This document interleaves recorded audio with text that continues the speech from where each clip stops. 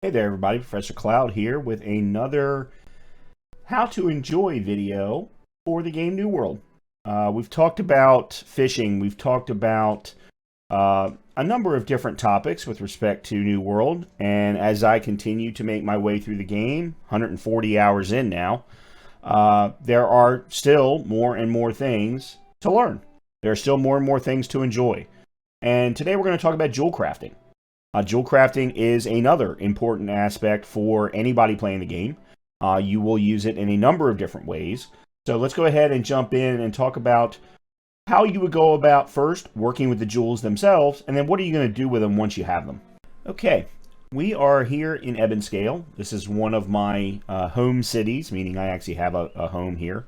And we're going to start by going to our storage and getting all of the necessary materials. Now you might be going, well, Brian, don't we just need the jewels? No, unfortunately, it's not quite that simple. So I am first going to get a number of reagents that I know could come in handy. The obsidian sandpaper, the wire weave, obsidian flux, and the pure solvent. I'm probably not going to need all of them. I know I will not need the aged tannin. I probably won't need all of them, but for now, let's just go ahead and grab them all. Then the next thing is I'm going to go to where I have my jewels stored, which is in Windsward. So I'm going to grab all of my jewels. The next thing, and this might not be as obvious, is I'm going to grab some silver. And that is something that we're going to be using with the jewels after they're ready for use. So, I've got all the necessary materials. First thing I'm going to do is I'm going to go down to the stone cutting station. And this is where you're going to not only cut stone, not only do things late game, such as turning orb components, but you can create two different things. You can create devices or pieces of instruments. That's what the iridescent inlays and pearl plectrums are, and they will use certain components of jewel crafting. You'll notice here with the pearl plectrum, which is really at the end of the day just a pick used for guitars, it requires 3 brilliant pearls. The iridescent inlay requires just brilliant gemstones of any kind. Now, the first thing to understand with jewel crafting of any type is that you have to have cut gemstones. What you will find out in the world, either as rewards or just when you do some mining, which is another time when you can find them, depending upon your mining level, how good your mining pick is, your pickaxe is, and things like that. But you can find different gems out in the world, but they are all going to be uncut. So, if you have any that are ready to be cut, they will show up here based on your stone cutting level, which right now mine is just under 100, but you will be able to cut a flawed ember, a flawed amethyst, aquamarine, you get the idea. But you'll notice something that I forgot to get. Water motes, soul motes, earth motes. So we need to go back to storage real quickly and grab some arcane components. I did this intentionally, by the way, so that you could understand that it's more than just the jewel crafting. And by the way, that's going to be true for pretty much anything in New World. Every time one of the stations, especially as you go up in tier for the crafting, there is always going to be a requirement for more than just the components of that station. Let's see, my Arcana is in Weaver's Fen. So I am going to grab all of my motes and wisps.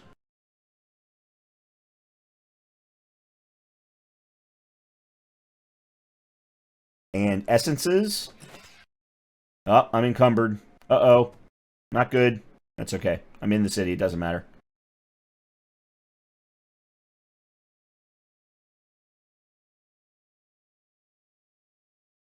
I think...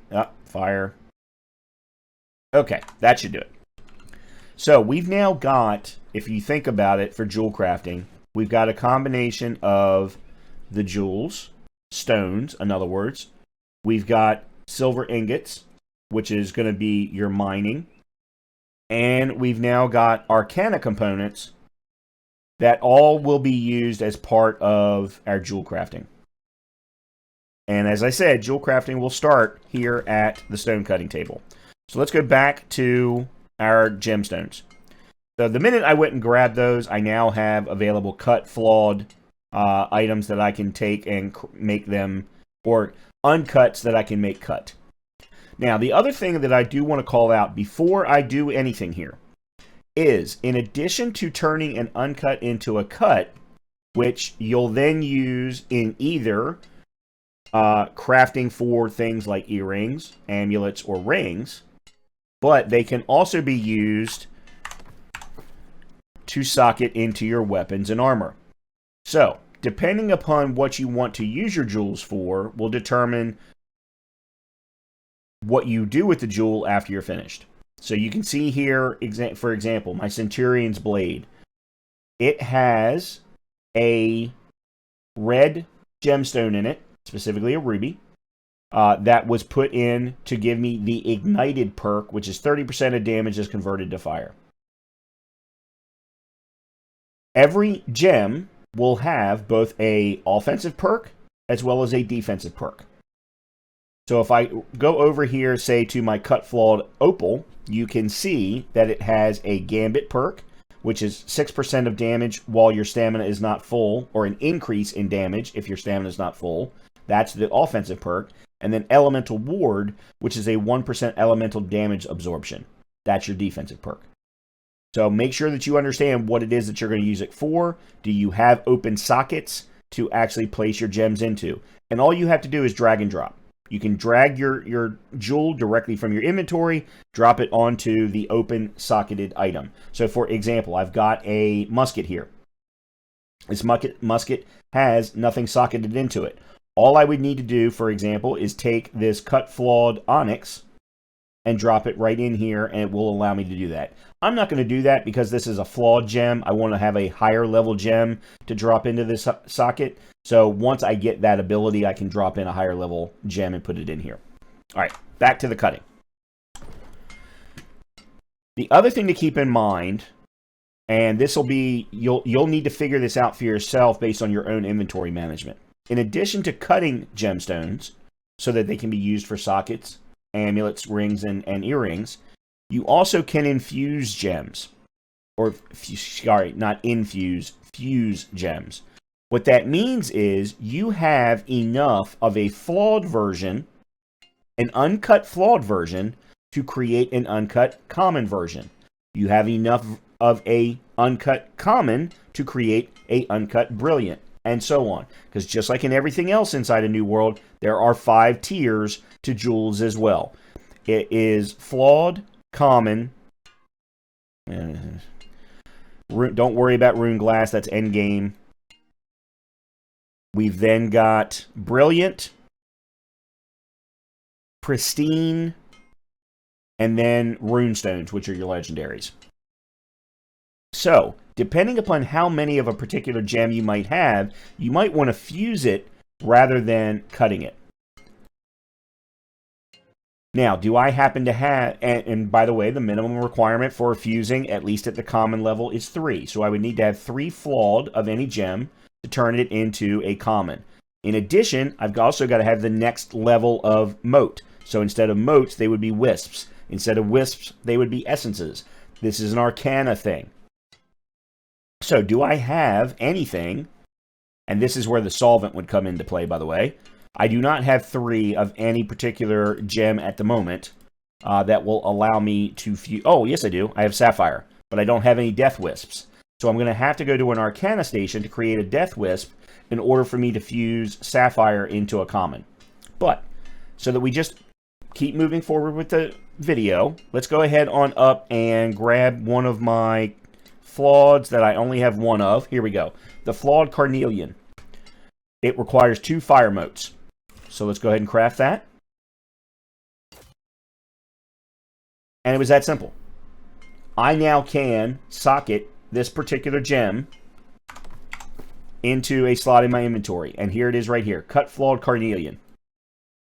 So I could drop it right here into my musket or onto this piece of armor without any problem. Open sockets available. Now, unfortunately, I have a lot of gems that are cut that I really should probably sell because I did not know and learn about all of the things that I'm trying to teach you right now. Okay, so this is the initial part of jewel crafting. Taking any uncut gems, cutting them, using them, whichever makes the most sense for your specific requirements. Now, once you've got those gems and they are cut and they are ready to be used, you're going to use them for. We already talked about the use of putting them into a weapon or armor socket. What about amulets, rings, and earrings? Those all have gems in them as well. So if we go down to the outfitting station is where you can create cloth armor, leather armor, things like that. But it's also where you can create all of the amulets, rings, and earrings. In New World, they're called trinkets. So we've got amulets. We can also create rings. We can also create earrings. Now, for our particular purposes right now, we're only going to focus on these amulets. They do, of course, require a flawed item, a cut flaw, and it has to be cut, not uncut. That's hence why you always start with the stone cutting station. Then you can go to the outfitting station. So we've got a cut flawed amber here. Let's use that as our example. It also, though, requires a trinket chain and a trinket gem setting. This is where the silver ingots come into play. In addition to using the silver ingots to create both of these, I then also have to have silver ingot to create the amulet as a whole. All right, so let's go ahead and create a trinket chain and gem setting. Okay, so there's the chain. That requires 5 ingots.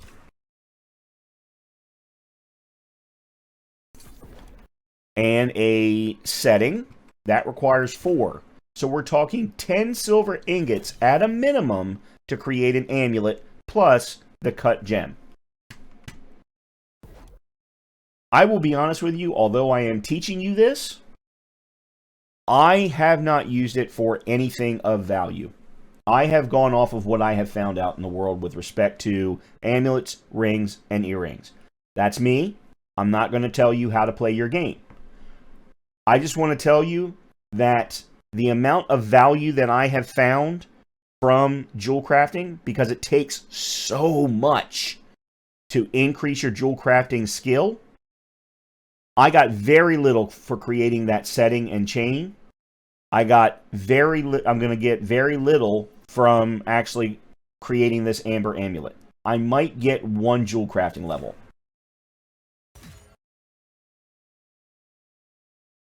Okay, I got 1.5.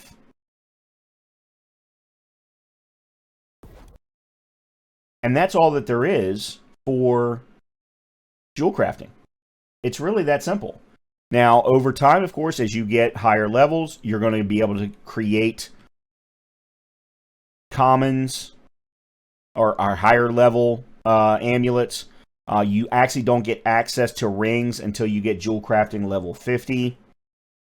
And then those are going to require golds to go along with the particular amulet. So you're now stepping up and requiring a lot of gold, which, by the way, in order to create gold ingots, you have to have silver ingots anyway.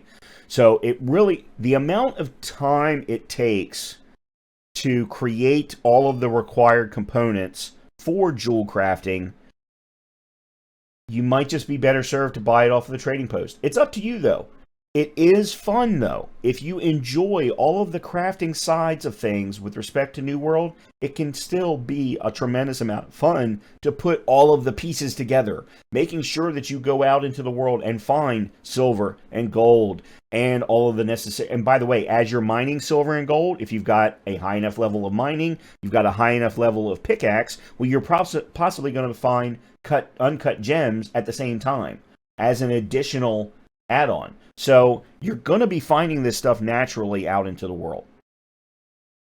But that's really all that there is. Once we get access to level 100, we then get access to brilliant amulets.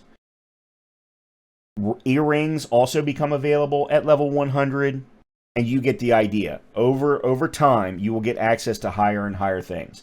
So it's all a question of how much do you do out in the world, in New World, from a crafting perspective. Do you do a lot of mining?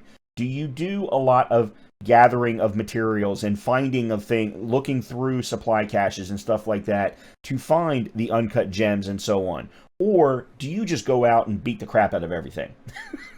By the way, that's perfectly fine too. It's a perfectly valid playstyle. This game has got a lot of combat. So if that's what you want to focus on, then the trading post is for you. But if you enjoy the crafting like I have, then this is how you're going to go about crafting all of the trinkets that you will need to apply to your own personal inventory.